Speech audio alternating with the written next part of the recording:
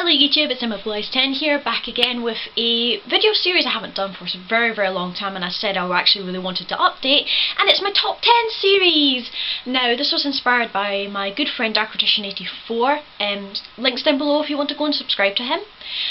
He's done a lot of top 10 videos featuring his top 10 synchros, top 10 favourite warriors, spellcasters, spells, traps, fusion monsters, you know, all that jazz. However, with me just being just want to be as simple as possible and everything, I've just decided to go with my top 10 favourite monsters, which includes all types, my top 10 favourite spells and top 10 favourite trap cards and everything. But those two are going to be separate videos. For today's video, it's just going to be my top 10 favourite monsters, and I hope you guys enjoy. So here we go.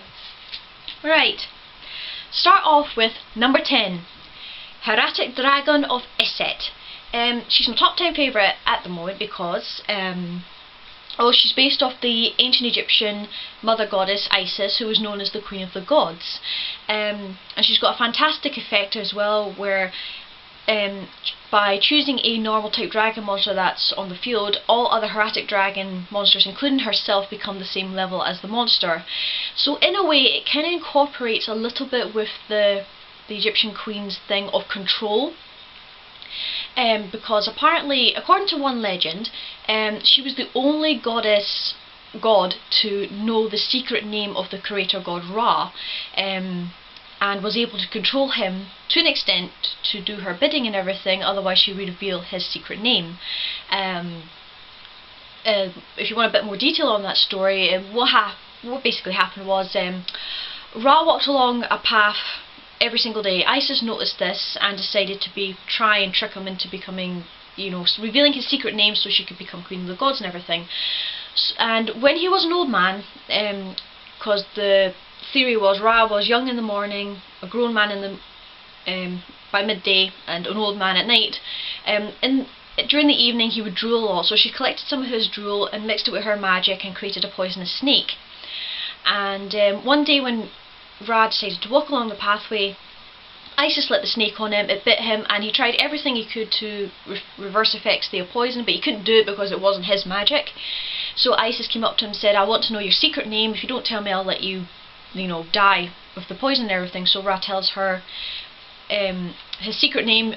Isis cures him, and she becomes Queen of the Gods because she's the only one who actually knows who Ra truly is and everything, and is able to control him to some extent over what he does and all that sort of thing. So it's kind of a interesting twist, I would say, with this card, a lot of background story and all that.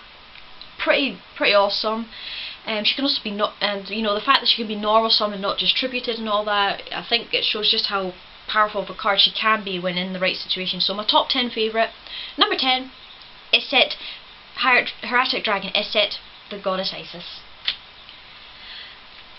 Number 9 is Crystal Beast Sapphire Pegasus. Now, I've picked Sapphire Pegasus because sapphires are my favourite gemstone, and I've just dropped a card, excuse me.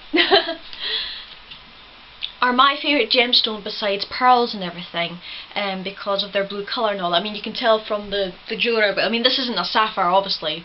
You guys can probably tell it's a model of the Heart of the Ocean, which was a blue diamond. But sapphire is definitely my favourite gemstone and everything. And the Sapphire Pegasus looks pretty amazing and everything. His card art is amazing, and he's got a really good effect with the crystal beasts and everything. And I've always liked horses and unicorns and stuff like that. Or alicorn, I think this would be called. You know, they're quite an amazing mythical creature and everything, and really beautiful, and the fact it was combined with my favourite gemstone, for the win. So number 9, Sapphire Pegasus. Number 8 is another favourite gemstone of mine, Gemnite Pearl. Pearls are without a doubt my absolute favourite gemstone of all time. You've probably seen me wear pearls in some of my videos. Now, just to let you guys know, those pearls that I wear in my video, I'll actually show you in a moment. Give me a moment.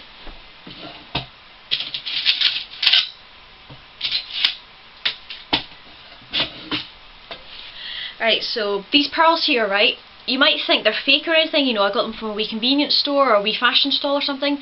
These are actually real freshwater pearls, and I paid good money for them, because I like these. Well, not like expensive money or anything. Freshwater pearls aren't as expensive as cultured pearls, but they're still, they're not cheap, basically, and pearls are absolutely my favourite gemstone of all time, because a lot of the younger generation, like my age and younger, don't like wearing pearls because they think it's old people stuff, but I think it's the most elegant jewellery of all, because you know, when it's got such a lovely luminous glow, it's soft and gentle and everything, it doesn't sparkle unless you've got a diamante in it and everything.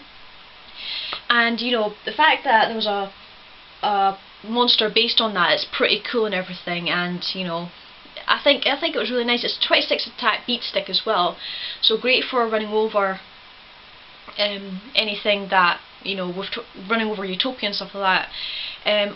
Also, it's a gem knight as well, and I've mentioned before, the gem knights are one of my favourite archetypes that I like.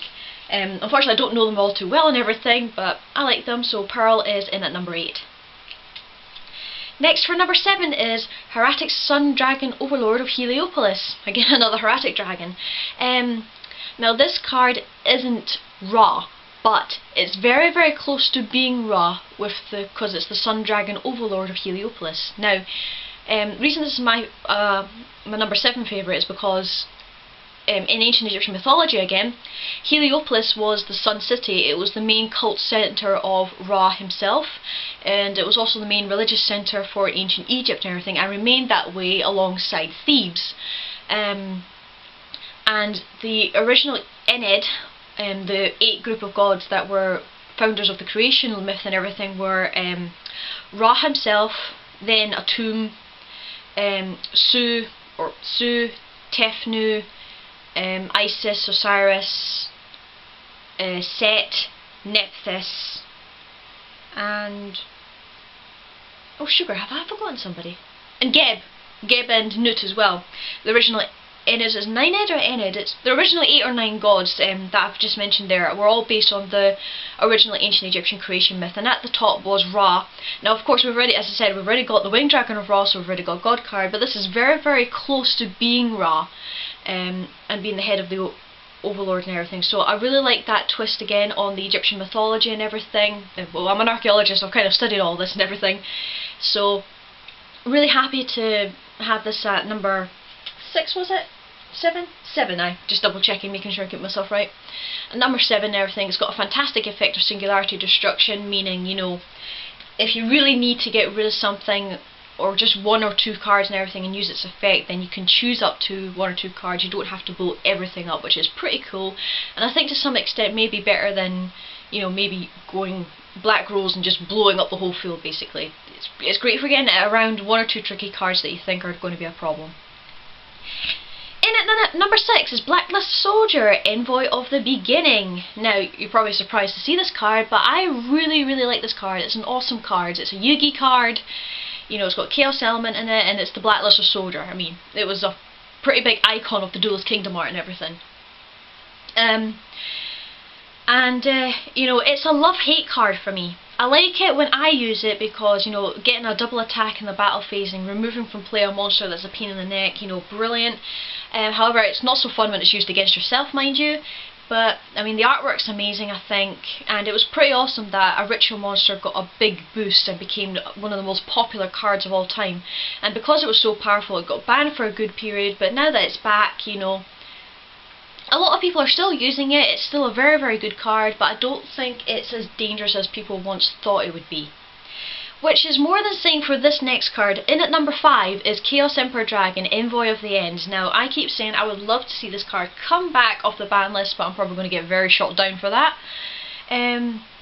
Because the thing is, even though we've got lots of ways to stop negation effects and summons, etc, etc, the sad thing is this is still a very powerful effect. I mean, being able to wipe out the whole field for 1,000 life points and then burning the opponent for a good chunk, you know, it's still very, very OP and everything, and you know, it's just such a pity. It's still banned. If it does ever come off the ban list, I think a lot of people say they would quit this game, but the thing is, remember, you know, it is still OP to an extent, but just like Blacklist Soldier, a lot of people complained about that when it came back, but the thing is, it is still used, but it's not as powerful as it used to be. I wouldn't be surprised if it's the same with this, but I really liked it. I thought it was awesome in the Kaiba vs Siegfried episode, even though it's the only episode we ever see it in. You know, just brilliant. pretty awesome. I like it. I would like it to come back, but that's probably going to be a donkey's age before that happens. In at number 4 is Honest. This is, again, like Blackluster Soldier, this is a love-hate card. Brilliant when I use it, not so great when someone else uses it against me. Just being able to increase your light monster by the same attack that the opponent has is brilliant. It's one of the first hand traps ever, I believe, in the Light Destruction set. Just so OP. I mean, in Japan they've got it at 2. We've still got it limited over here because, you know, we are very, very ruthless when it comes to this kind of card, game-winning card. It's a brilliant game-winning card. I liked the backstory that was in the anime about Honest and everything, how he was the guardian protector of Fujiwara, who became corrupted by darkness and chaos and all that. You know, a pretty cool card, really useful. As I said, love-hate card, and you know, I don't think I'll ever. I did had to take it out of my deck when I ran the Totem Dragon build, but you know, I would run this hands down no matter what whenever I run a Blue Eyes deck. You know, Blue Eyes plus this or Blue Eyes Shining plus this, as some people have felt the effects of, is never a good thing. You know, it's a game-winning card. It's really good, so useful, just an absolute winner. No pun intended. And at number 3 is Trishula, Dragon of the Ice Barrier. Now, I won't lie, I was really saddened when Trishula didn't come back on our ban list, but oh well. You know, it's a 3-headed ice dragon, ultimate dragon basically, in my opinion, but in a synchro form. It's got a very, very good effect. It was very annoying. Again, it's kind of a love-hate card for me. I loved it when I used it, but I didn't like it when it was used against me. But I suppose a lot of duelists are like that with a lot of their favourite cards. You know, level 9, quite easy to get into. There was loads of combos to get into it and everything. It was the big thing when it came out. However, you know, people found a way to infinitely loop its effect and everything, and I think that's what really ticked off a lot of people, because people kept infinitely looping its ability and its effects and everything. And, you know, as I said, it wasn't really fair when that happened. I mean, Trishula is one of those cards where you should only use it once and that's it. You know, it's great for getting rid of problem cards that are in the graveyard or on the field. Hand is more random because you can't guarantee you're going to hit the card you want to hit in the hand, but it was still a really great card. As I said, I'm very saddened it didn't come back in the TCG. It could do in the future possibly, we don't know. It'd be nice to. I would definitely run it again, definitely, but we'll just have to wait and see. So number 3, Trishula. And at number 2 is Black Rose Dragon. This is probably my favourite signer dragon, I have to admit. I always thought Stardust would be, but I think it's actually Black Rose Dragon because roses are one of my favourite flowers, particularly the white rose. But I love red roses as well, just because, you know, I like roses and blah blah blah. I think it also stems from my nana, because my nana, my late nana, used to grow lots of roses in her garden, and she showed me how to make basic rose water, which is a perfume. It's a very strong perfume, I will not lie. But, you know, roses are one of the most beautiful flowers on this planet and everything, but they've got thorns. They can be dangerous. If you don't respect the rose, it will prick you, and it's not nice. So, and Black Rose Dragon kind of reflects that. It's a very beautiful dragon. I mean, the artwork's amazing, but its effect is very, very dangerous. I mean, blowing up the whole field can come in handy so much. I'm kind of sad as I don't get to use her second effect a lot because I don't run any plant monsters in the deck, but you know, that's just how it is. I mean, I would like to run it at least Dandelion or something, but it doesn't really work out the way I want it to. But it's an amazing card. I like the backstory of this card, you know, with the Signer Dragon and how its destruction effect can actually be applied to healing properties as well in some way, which happens at the end of the 5Ds arc and everything. And, you know, Akiza is one of my top favourite female duelists of the anime, considering there aren't very many, but hey. In at number 2 is Black Rose Dragon, a beautiful but deadly card. And in at number 1 is Light and Darkness Dragon. Now, this has definitely got to be my all-time favourite card, monster card of all time. It can't be special summoned, which is a pity. It can only be tribute summoned, but that's okay. just the ability to negate anything on the field for a cost of 500 of its attack and defense is amazing. It's got basically four negation attacks, negation effects, sorry, because it's only got 24 defense. And the ability to resurrect a monster from your graveyard by destroying other cards that you have on the field was a bit of a hindrance sometimes, but it worked out in your favour if you got the monster you wanted back onto the field.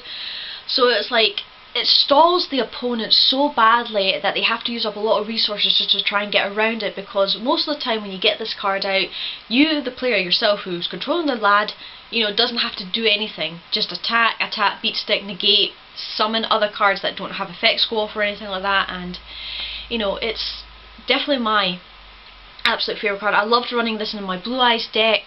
I wanted to run it in my Blue Eyes deck that I'm running now, but I just could not find the room for it, so I went with Effect Veiler instead. If I ever decide to change it around, it would mean I'd have to change the entire deck again in order just to...